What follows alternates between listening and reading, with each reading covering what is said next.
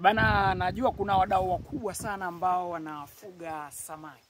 Wengi wamekuwa kijiuliza kwamba mimi nipo mjini, sina eneo kubwa la kufuga samaki. Basi hii ndio njia rahisi sana ya wewe kufuga samaki kisasa. Kama unavyoiona hapo ni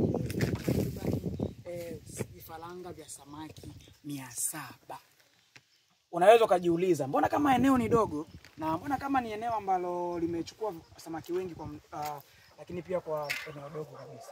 Huu ni moja kati ya ufugaji wa samaki kisasa zaidi, ambapo unaweza kutumia eneo lako.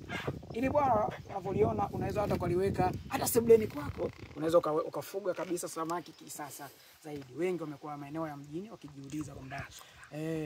wakijiuliza kwamba bana, tunawezaje kufuga samaki na maeneo haya hapo? Basi hii inaweza kuwa ni suluhisho kwako. Lakini pia kubwa zaidi, unaweza kaona unayaona majani yaliyopo juu yake, ukajiuliza hiki ni nini?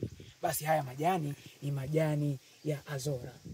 Azora ni moja kati pia ya chanzo kikubwa sana cha chakula kwa mifugo yako. Lakini pia hata samaki waliopo huko wanaweza kujipatia chakula kupitia Azora.